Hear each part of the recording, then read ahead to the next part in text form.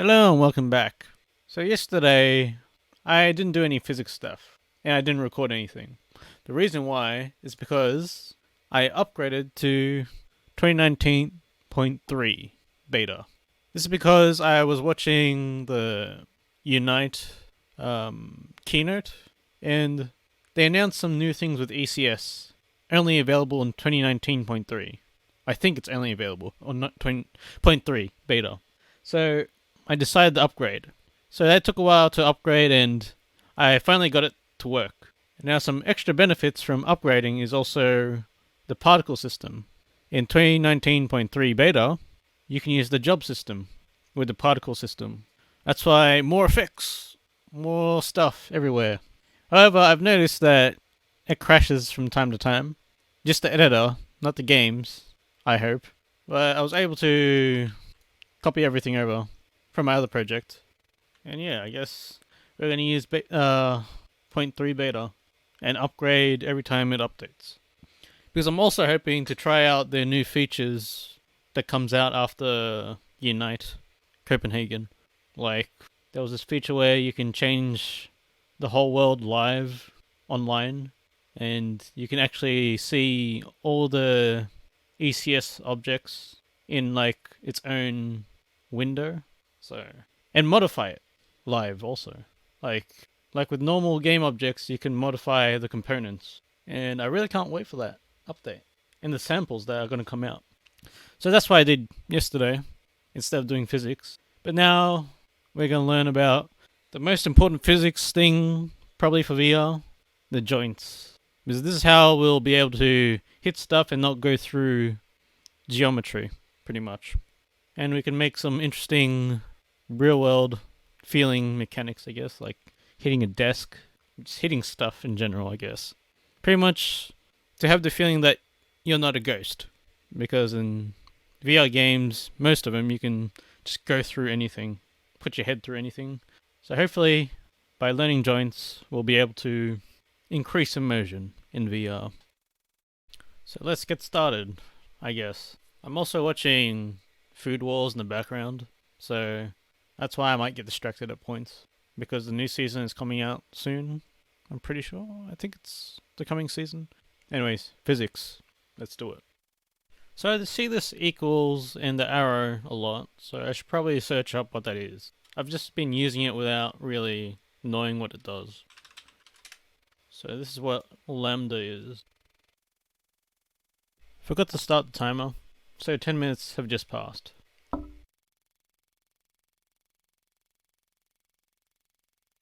Alright, so I still don't get what it means.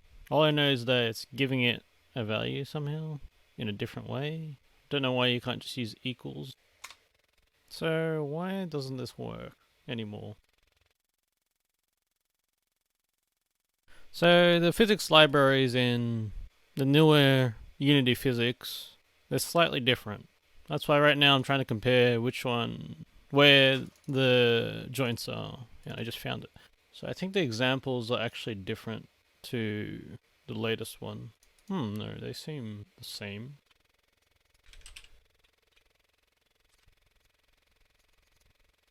So let's look at the documentation and see if there's like an upgrade guide. Actually, I wonder if it converts the normal Unity constraints now. I guess I'll test it. Oh no, it won't. I probably have to copy this. Well, let's play the demo. Alright, since there's a lot, I'm gonna just put a bunch of labels.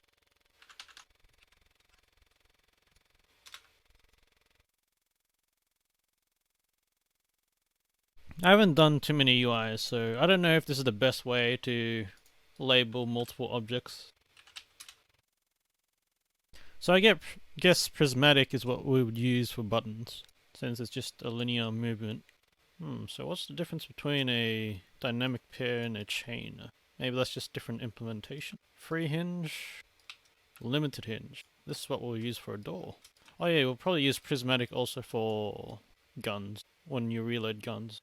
Although we could use limited hinge for arms also. So in my own project, I'll probably make every single one of these.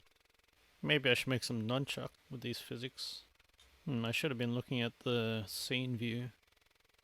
Oh, so this pink thing is the difference between a normal pair? Why is it pink? Oh, so the chain can be stretched. What about this bottom one? So I think chains can be stretched by a certain amount. So maybe I'll use that for grabbing stuff. Don't know what I'll use stiff spring for. Maybe a keychain? Prismatic I'll definitely be using for buttons. I wonder how I can make it bounce back up though. Oh, what if this had a gravity or like a velocity going forward? I probably just have to put a constant linear force on. I wonder if there's actual spring that I can use. That's a different one. Oh, this can be like a pendulum also. Alright, so that's it. Oh, it's... Oh, so that's how you do it. Oh, it's nice and bouncy. So right now I'm trying to make it into a button that pushes back up.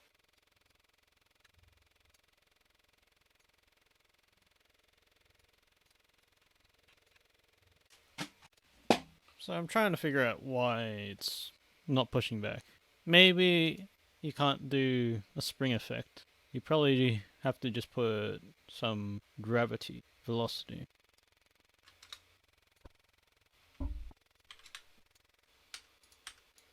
What if we just put everything to 0, except for max distance? Will it do anything? Nope. Alright, so I thought I'd just reverse the gravity of the button and that would be fine, I guess. And it acts like a button. There's a button. Just use gravity. Just reverse gravity and it's all good. Although this is just a static button. If I want to make a dynamic button, it's probably going to be different. Don't know what I'll do. What will happen when I rotate it? Oh, why don't we just rotate it and see what happens? Oh, it still goes back up. Well, what if we put it upside down? The button goes up.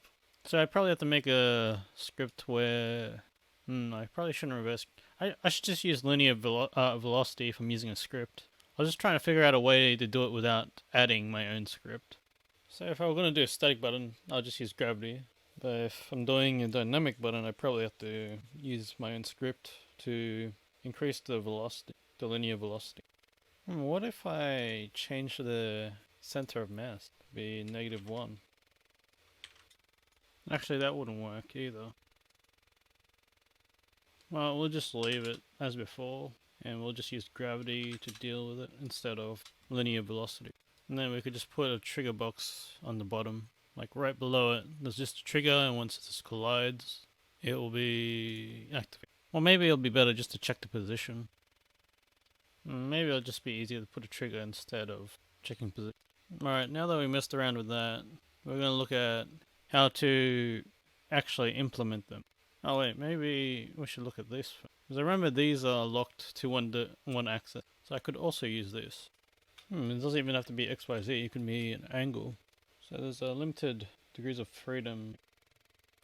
Well, I'm going to take a short break and we'll start finding out how to implement this in our own project. I'll be right back.